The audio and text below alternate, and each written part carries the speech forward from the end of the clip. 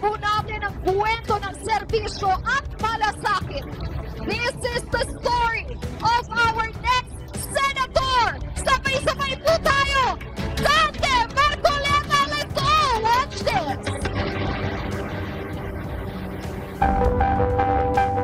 Ako po si Dante Marcoleta, anak ng magsasaka, ama sa aking mga anak, mapagmahal na asawa.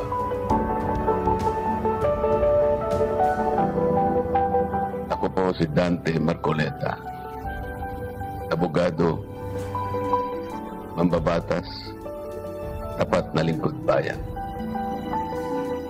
Sa mahabang panahon na paglilingkod ko sa ating bansa, nakita ko po ang kalagayan ng marami sa ating mga mamamayan.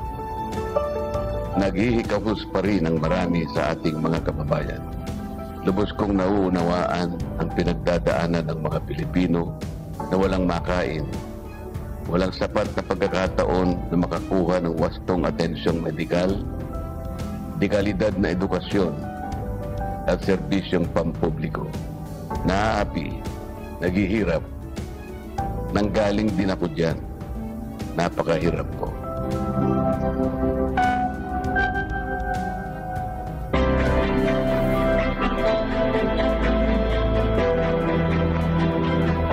Paghahain ko ng aking senadura sa akin bilang isang independent senator ay kahayagan ng katibayan ng aking malawak na bighiin na maisulong natin ang ganap na pagkakayos ng ating bansa. Alam ko po at naniniwala ako na matutulungan ko ang mga Pilipino. Ipinanalangin ko ito sa Diyos. Humingi ako ng gabay upang magdesisyon kung ako ay magpapatuloy pa sa paglilingkod sa mataas na kapulungan. Marami akong maiaambag para magbago ang kalagayan ng ating mga mamamayan at ng ating bayan. Ang inyong mga hinaing at pangarap ang aking inspirasyon. Ito ang magpapalakas sa akin para magsikap na matupad lahat ng aking ipinangako. Wala nang atrasan. Wala nang atrasan.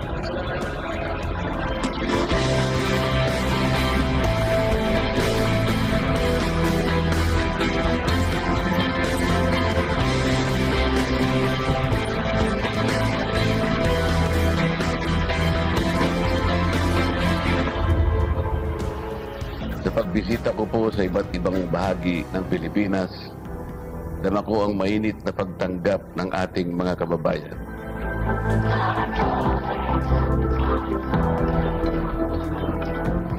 Ang daming nagmamahal sa akin.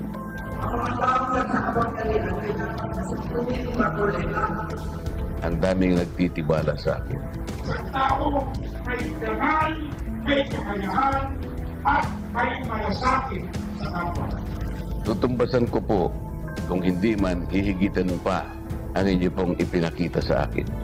Ipagpatuloy natin ang suporta kay Senator Marcoleta. Gusto ko siya talagang maging senador. Marcoleta, iboto ninyo. Hindi ko po kayo bibiguin.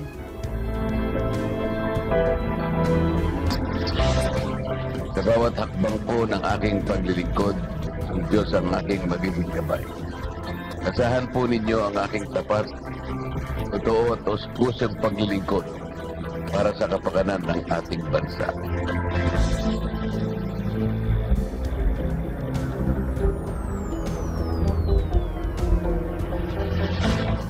Ang inyong tiwala ay sagrado.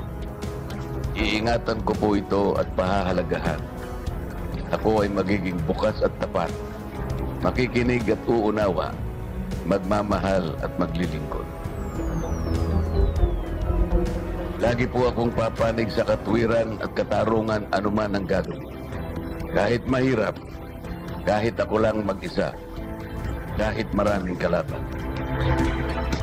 Kayo po ang nagbibigay sa akin ng tapang at lakas ng loob na ipaglaban ang ating mga mamamayan. Kahit pagtulong-tulungan pa ako, hindi ako susuko para sa inyo. Ipagdiwang po ninyo ang inyong pagtatagumpay.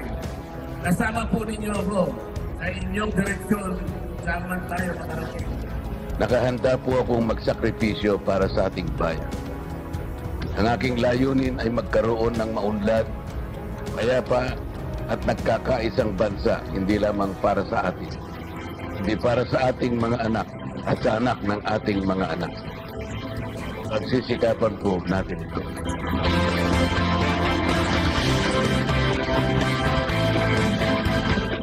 Ako po si Dante Marcoleta, kandidato Pilipino. Ang pag-asa ninyo sa Senado.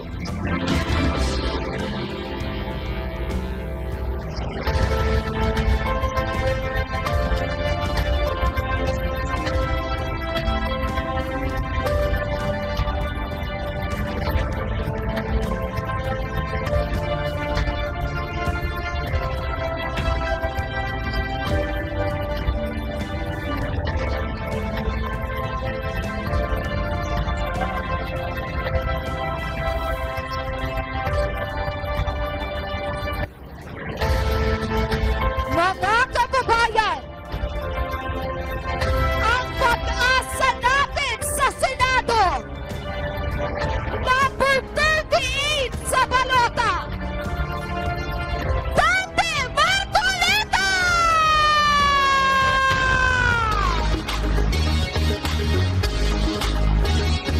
Sa katapangan siya ay nakilala ang kanyang pangalan Dante Marcoleta. Pinipili makakabuti para sa mas nakararami. Katotohanan ang sinasabi, Marcoleta laban sa mga mapang-api. Ipapapinag sa mali si Marcoleta, ipaglalaban ang kapakanan ng masa. Huwag kang matakot, Marcoleta ang pag-asa. Hey Marcoleta, tapang na talino ang tinis ng data sa inyong balota. Dante Marcoleta, nalaban para sa bayan, si Marcoleta ay walang inuurungan. Kampante kay Dante, sa Senado siya ay kailangan. Ipapatinag sa mali si Marcoleta, ipaglalaban ang kapakanan ng masa. Huwag kang matakot, Marcoleta ang pag-asa. Hey Marcoleta, Marcoleta, Marcoleta sa Senado. Marcoleta sa inyong magseserbisyo, malalagot ang mga mapamapusto. Marcoleta sa Senado. Ipapatinag sa mali si Marcoleta, ipaglalaban ang kapakanan ng masa.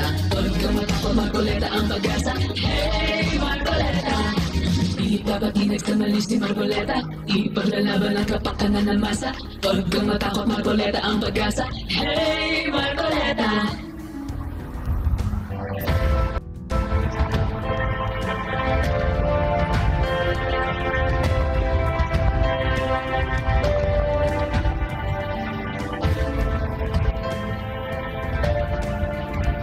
Mga minamahal kong mga kababayan,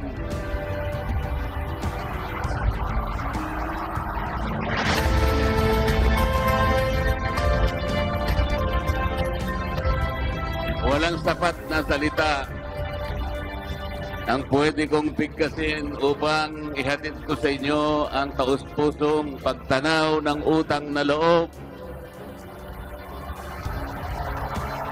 sa inyong pagpapaunlak upang dumalo sa pagtitipong ito. Sa makasaysayang pagtitipong ito na alam ko pong hinintay ninyong lahat.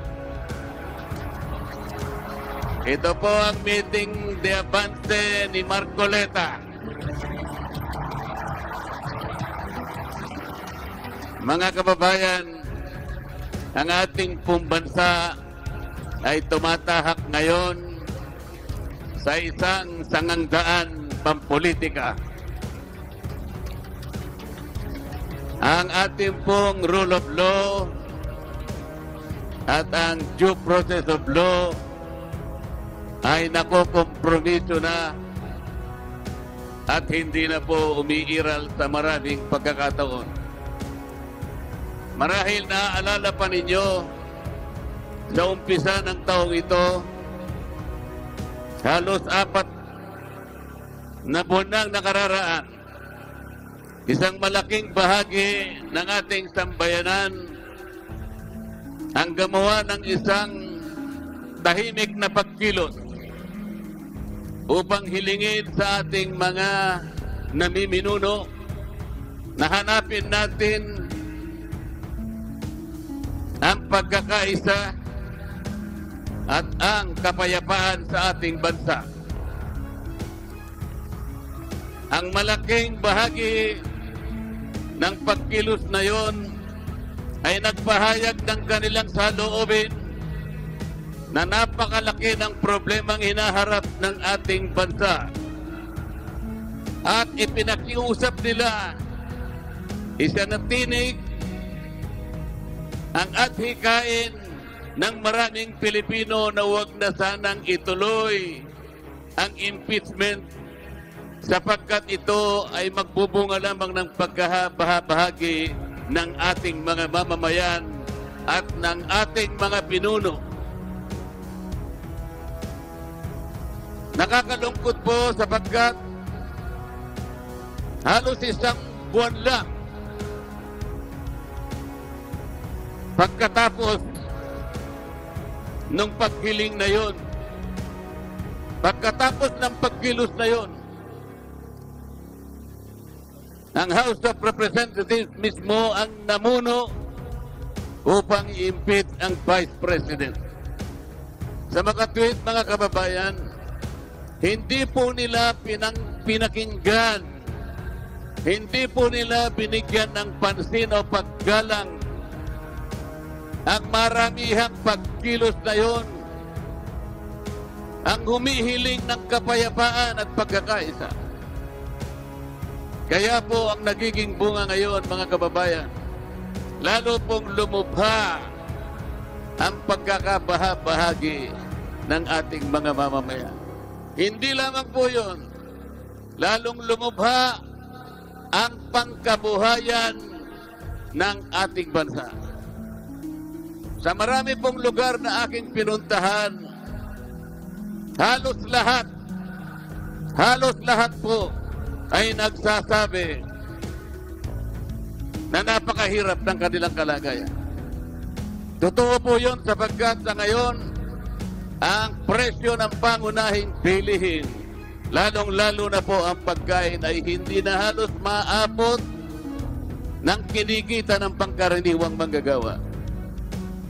Ang totoo po, sa survey na lumabas noong nakaraang buwan, ang nagsasabi na 27% ng ating mga mamamayan ngayon ang nakakaranas ng gutom. Kung tawagin po nila ay involuntary hunger. Ibig sabihin po niyan, kahit gusto nilang kumain, wala silang makain. 27%. Masyadong mataas po ang bilang na yon. Ang ibig sabihin noon, halos 38 million Filipinos ang nakakaramdam ng gutom. Ito po dapat ang bigyang diin. Ito po dapat ang unahin ng ating pamahalaan. Ngunit ang nangyari po, dahil nga sa pagkakawatak-watak natin, napakahirap ngayon ng kalagayan ng ating bansa. Ang ating pong national debt ngayon ay umabot na ng 16 na trilyong piso.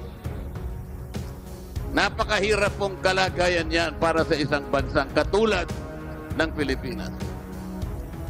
Nagahari pa rin ang korupsyon ngayon. Dahil nga po sa hindi pag-iral sa maraming pagkakataon ng rule of law at ng due process. Paano natin mapapalakas po ngayon yung ating law enforcement? Paano po ngayon yung monitoring? Paano po ngayon yung oversight function na sana'y nababantayan ang pagpapatupad ng maraming batas sa ating bansa? Wala na po. Halos 30% po ng pera ng kabangbayan ang pumupunta sa bulsa ng iilan. Ganito na po ang kaawa-awang kalagayan ng ating mamamayan ngayon. Nasasakripisyo po ngayon, pati po yung serbisyong pampubliko. Yung edukasyon po ay sumadsad na ang kalidad ng edukasyon. Pati ang ating public safety, pati ang public health ay naharap sa isang napakalaking problema dahil po sa corruption. Ang ginagawa po ngayon ng mga pinuno ng ating bayan, siguro po kayo ay mga witnesses na rin. Kayo pong nakakakita kung anong ginagawa nila. Nagbibigay na lamang sila ng ayuda. 5 klase po ngayon ang ayuda na ibinibigay sa mga kababayan natin. 5 klase po. Ang una po yung 4Ps. Sinundan po yun ng MAEP. Sinundan pa ng AIX, ng TUPAD, at ng AKAP. Alam po ba ninyo kapag susumahin natin ang halaga ng 5 klase ng ayuda na ito na pinamimigay sa ating mga mamamayan, ito po ay aabot ng mahigit 194 billion pesos. Malaking halaga. Sa halagang ito, ang dapat pong mabiyayaan, dapat matulungan ay hindi bababa sa 27 milyon na Pilipinong may hirap. Yun po dapat ang maserbisyuhan. Yung bilang na yun ang dapat maabutan ng ayuda. 27 milyon na mahirap na Pilipino.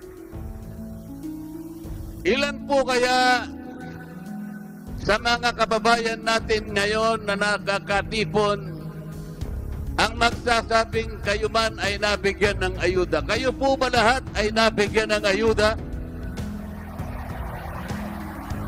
Sa dami po ba ninyong yan ay wala man lang isang nabigyan ng ayuda? Maaring tama po kayo sapagkat sa pagtaya ko, sa sarili kong pagtaya, wala pang 10% ng 27 million Filipinos ang nabibigyan ng ayuda.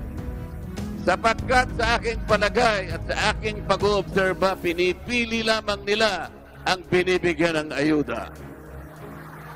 Yung kakilala nila, yung barkada nila, yung kasama nila sa partido nila, yun ang nabibigyan. Sa mga tweet, hindi po mabisang paraan. Hindi po yung ayuda na yan ang sagot para ibangon ang mahirap na kalagayan ng ating mamamayan. Ang ayuda po sa kanyang natural na kalagayan ay pantulong lang talaga sa mga emergencies. May nasunugan, may nabaha, may nabagyuhan.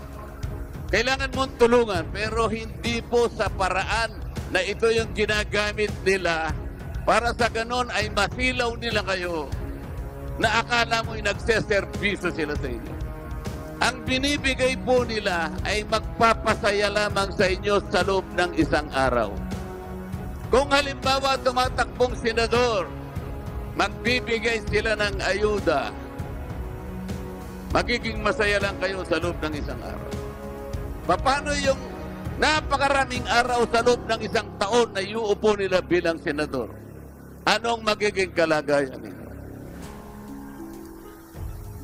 Magkano na po ba ngayon ang isang kilo ng bigas? Hindi ba 20 pesos lang? Meron kasing nangako na ibababa niya sa 20 pesos ang bawat kilo ng bigas. Nangyari po ba yun? Nangyari po? Hindi po nangyari.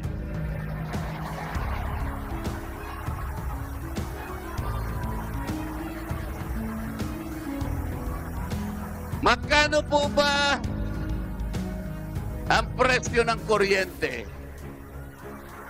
Mura o mahal? Ang presyo ng gamot, mura o mahal? Ang pagpapa-hospital, mura o mahal?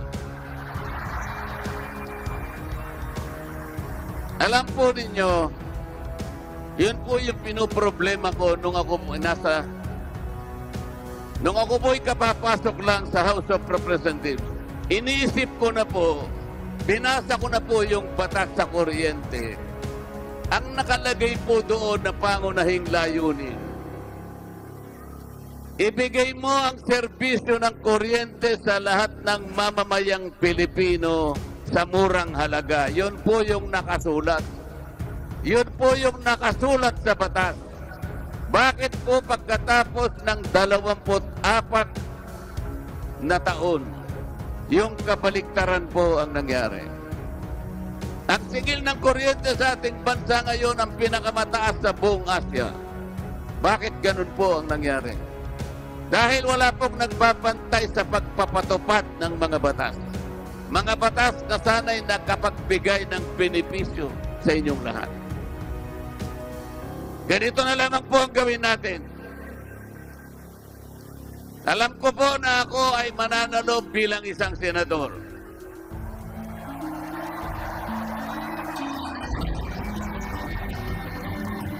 Kapag nandun na po tayo, kakausapin ko ang aking mga kasama at sa palagay ko naman ay papayag silang lahat. Kung hindi sila papayag, ay tatanungin ko sila.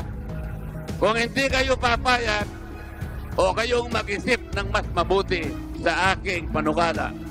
Kung wala kayong maisip na mas mabuti sa aking gagawin, huwag na kayong makipagdebate at wala naman kayong ilalaban.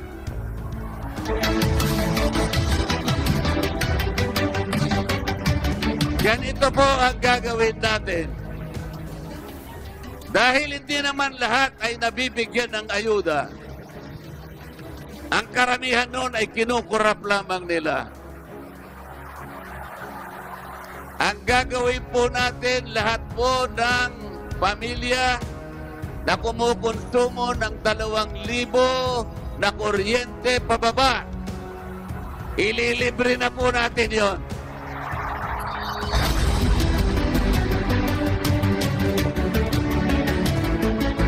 Pwede natin gawin yun sapagkat ang mabibiyayaan po ay 27 million Filipinos.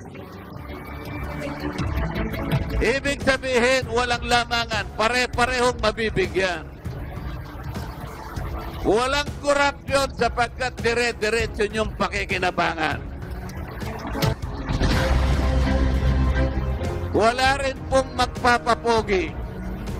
Walang magpapasikat na akala mo sa kanilang pulsa galing yung pinamimigay. Hindi po. Kung sakasakali po merong maglakas ng loob magbigay sa inyo, kunin po ninyo, ngunit huwag kayong magpapasalamat sa kanila. Sapagkat pera po ninyo yon. Pera po ninyo yon. Tingnan po ninyo ang nangyari sa ating bansa. Inimpeach nila yung Vice President at naghihintay lamang po na matapos ang halalan kapag nakakuha sila ng bilang, sapagkat 16 lang ang kakailanganin nilang bilang ng mga senador para tanggalin ang Vice President. Gusto nyo bang matanggal ang Vice President?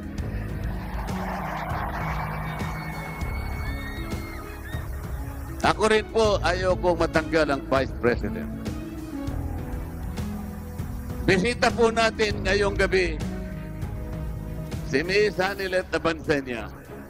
Bisita rin po natin ngayong gabi si Ms. Veronica Kitty Duterte.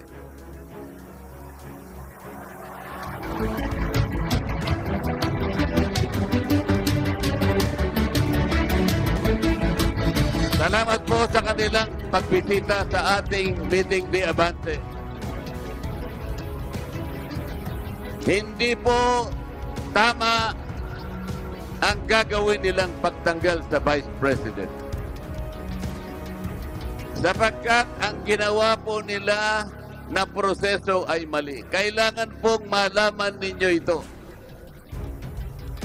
Para tanggalin ang Vice President, kailangan po makakita kayo ng ebidensya na magagamit natin na isinasaad na saligan, na sangsaligang batas. Ang ginawa po nila ay sinuri po nila yung tinatawag na confidential funds ng opisina ng Vice President. Sinabi ko na po sa kanila, hindi ganito ang paraan. Unang-una, ang House of Representatives po ay hindi Commission on Audit. Hindi po kami auditor. Wala po kaming mandato, wala po kaming otoridad na kami ang magsuri ng pagkakagasta ng budget ng isang ahensya ng gobyerno. Isa lamang po na opisina ang itinalaga ng saligang batas na magsuri, mag-audit ng pagkakagasta ng pera ng bayan. Ito po yung Commission on Audit. Mali po ang ginawa ng House of Representatives. Hindi po kami auditor. Pangalawa, bakit po sa dinami-dami ng mga opisina ng pamahalaan na merong confidential funds, mahigit pong 400 opisina ang binigyan ng confidential funds.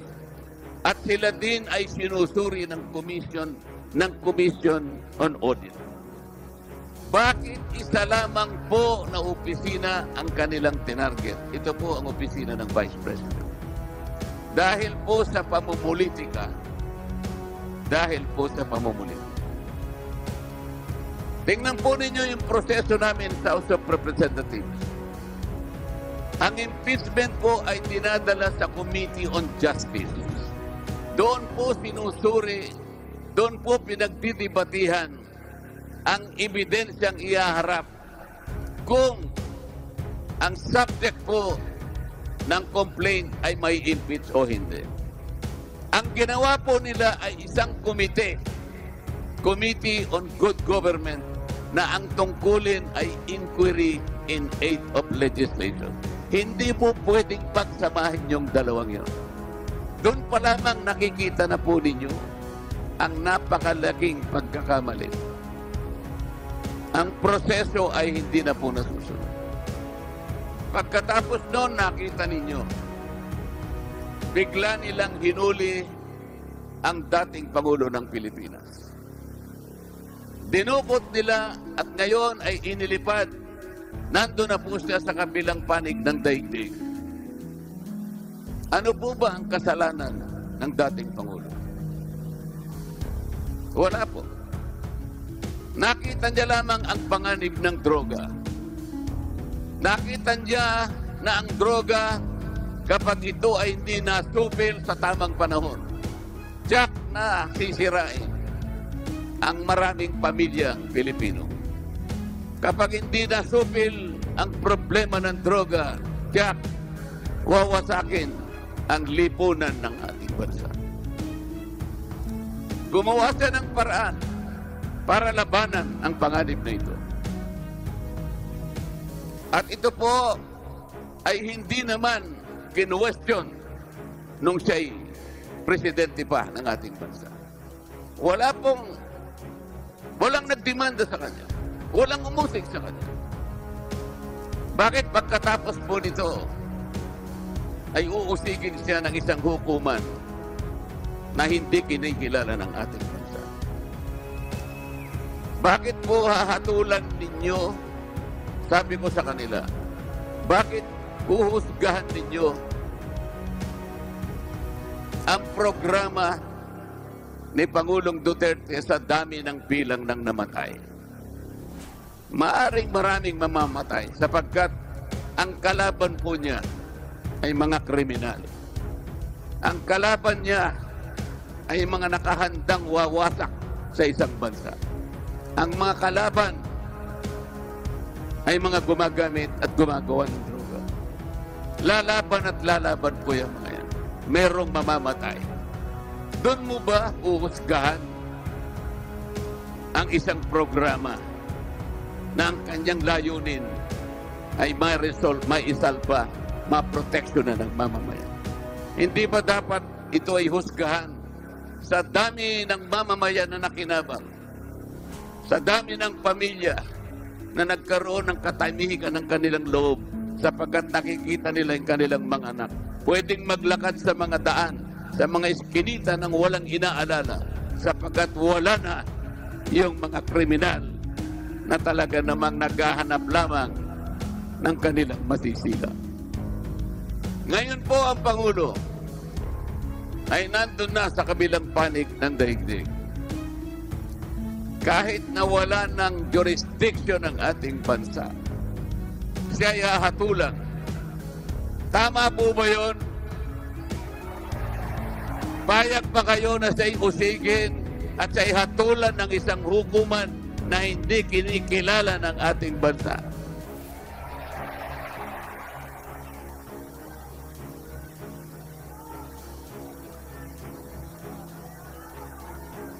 Pero magtanong po kayo sa mga senador na kumakandidato ngayon. Yung mga senador na nasa kabilang team. Nasubukan nyo na bang tinanong sila kung anong masasabi nila sa nangyayari sa ating bansa ngayon? Sinubukan nyo na bang tanungin sila kung sila'y payag sa pagkaka-impeach ng Vice President? Hindi po sila kikibo. Nasubukan nyo na ba silang tanungin kung anong masasabi nila sa pagkakahuli at pagkakadetini sa dating Pangulo? Hindi sila kikibo. Sapagkat wala silang sasabihin sa inyo. Para sa kanila ay parang walang nangyari. Para sa kanila ay hindi nila iniisip at hindi mahalaga kung anong mangyayari sa direksyon ng ating bansa. Hindi po nila kailanman sasagutin ang mga tanong nito. Bakit po? Wala po silang pakialam. Ang importante lang sa kanila ay mailuklok nila yung sarili nila.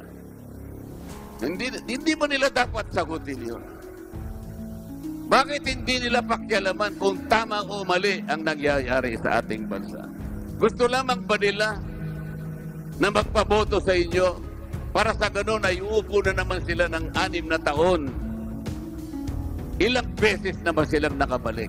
2, 3 beses, 4 na beses na silang bumalik sa Senado. Bakit ganito pa rin ang kalagayan ng ating bansa? Kailangan po gamitin natin ang ating kapangyarihan. Sa marami pong lugar na pinupuntahan ko, malimit kong sabihin sa kanila, nasa inyong mga kamay ang kapangyarihang pumili ng susunod na mga senador na magsisilbi sa inyo. Kasi po yung kapangyarihan ay bibigay ninyo sa kanila. Ay meron silang kakayahan para baguhin ang inyong kalagayan. Kung gusto nilang gawin at kung kaya nilang gawin, yun po ang problema. Kailangan po ninyong pakaisipin. Halimbawa po, ang kalagayan po ng ating mga local governments ngayon, units, katulad po ng mga barangay. Alam ko po, sa gabing ito ay meron tayong mga bisitang dumalo na mga barangay kapitan at marami ring mga mayor siguro na nandito. Napansin po ba ninyo kung anong kalagayan ng ating mga barangay ngayon?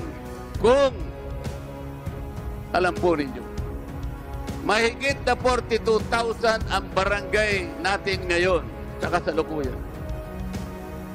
Ilan po bang porsyento ng 42,000 barangay sa ating Pilipinas, sa ating bansa, ang nakatatayo sa sariling paa ngayon?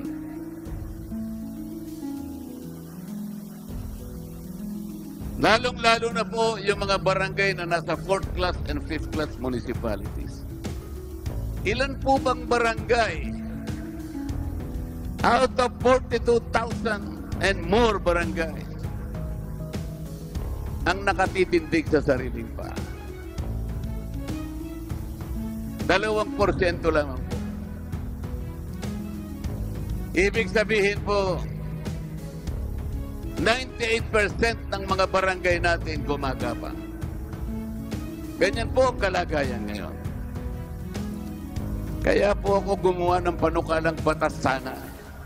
Inisip ko na kailangan ding tulungan ang mga barangay, lalo na po yung maliliit, dahil sa kakulangan ng pondo.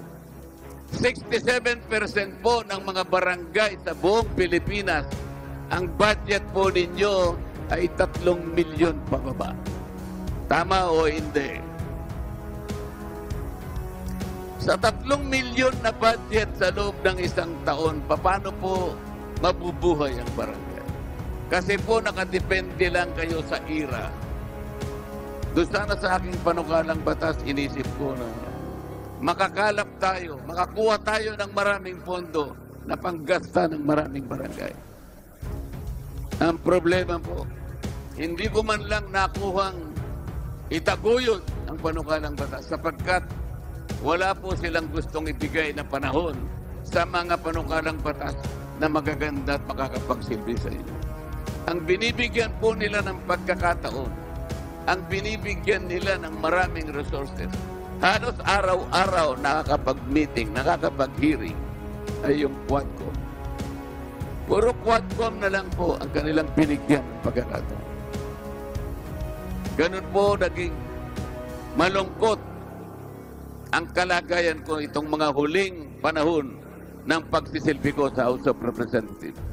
Lahat po ng gusto kong gawin, hindi ko magawa. Sapagkat ang gusto nilang gawin ay puro pamumulitika lang.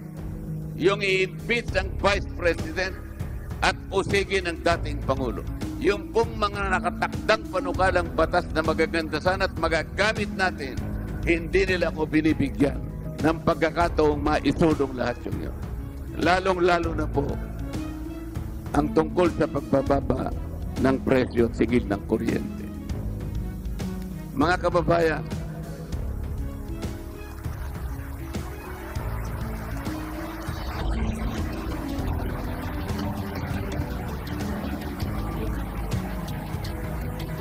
alam ko po sa gabing ito, makakagawa tayo ng isang kasaysayan.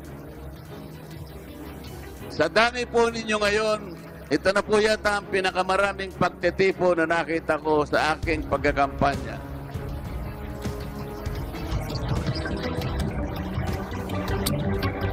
Wala po akong may bibigay na aik sa inyo. Wala po akong akap na dala para sa inyo. Wala pong tupad na may bibigay sa inyo. Makikiusap sana po ako sa inyo na uutangin ko muna sa inyo sapagkat hindi kagaya ng mga ibang kumakandidato, marami po silang ibibigay sa inyong ganyan. Ako po, ang gagawin ko ay mangungutang na lang muna ako sa inyo. Ngunit, babayaran ko po sa inyo ng tapat na paglilingkod.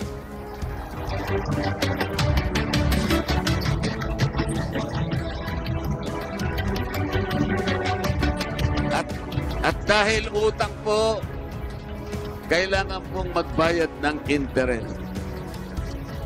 Dadagdagan ko po ng higit na katapatan ang aking paglilingkod.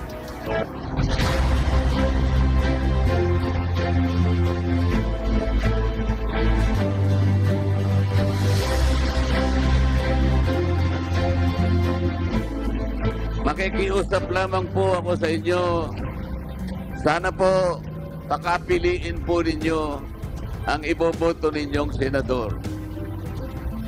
Bakit ko po ine-emphasize ito? Ang senador po ay merong kapangyarihan na baguhin ang ating buhay. Kailangan lang gamitin nila. Kailangan lang alam nila kung anong kanilang gagawin. Huwag kayong papayag. Huwag kayong papayag na mauulit ang maraming pagkakataon. Marami na po kayong naiboto sa kanila. Paulit-ulit na lang. Ngunit, ang problema po ng ating bansa ay hindi nare-resolve. Kaya ako po'y nakikiusap. At alam ko pong ako'y pagbibigyan ninyo. Sapagkat kayo po ang mga witnesses ko ngayong gabi. Pumunta kayo ngayong gabi para ipakita ninyo at ipadama sa akin ang suporta para ako ay makarating sa Senado.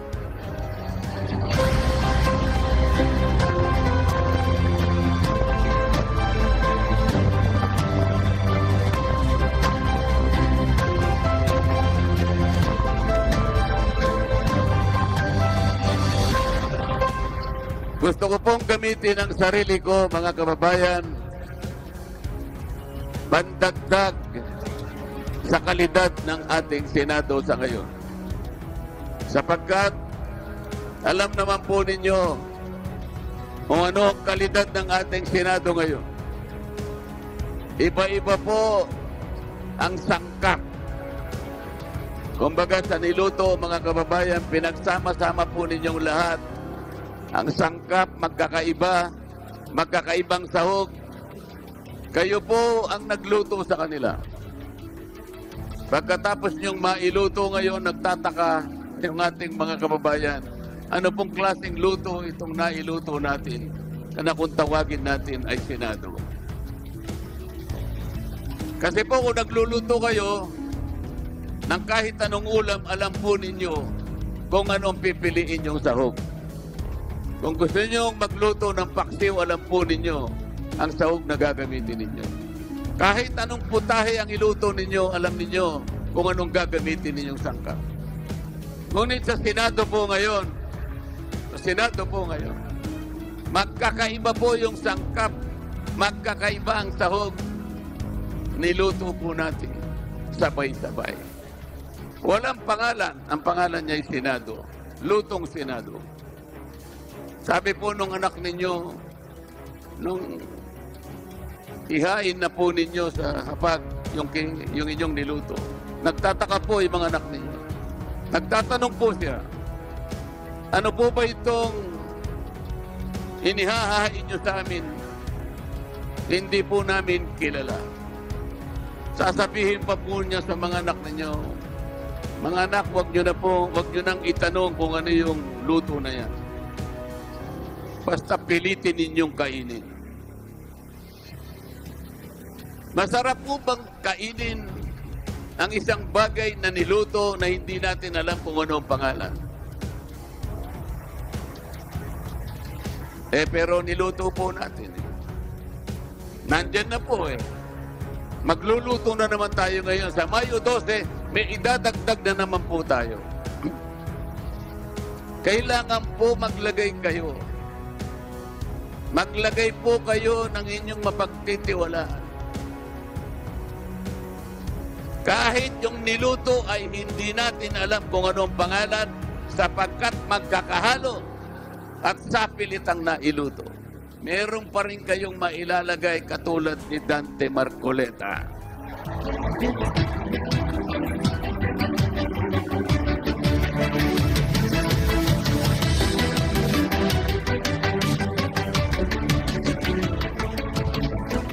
Gamitin po ninyo si Dante Marcoleta bilang magic sarap.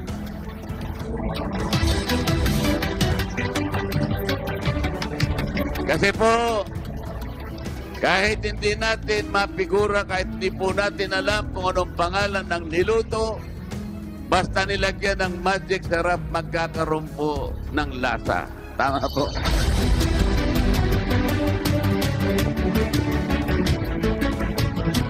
At ako po'y naniniwala mula sa lasa na yan, magkakaroon po tayo ng pag-asa.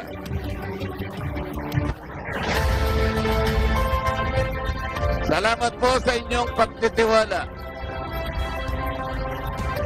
Ako po ay nananalig sa gabing ito. Nakagawa tayo ng isang magandang kasaysayan. Hindi para kay Dante Marcoleta, ngunit para sa ating bansa.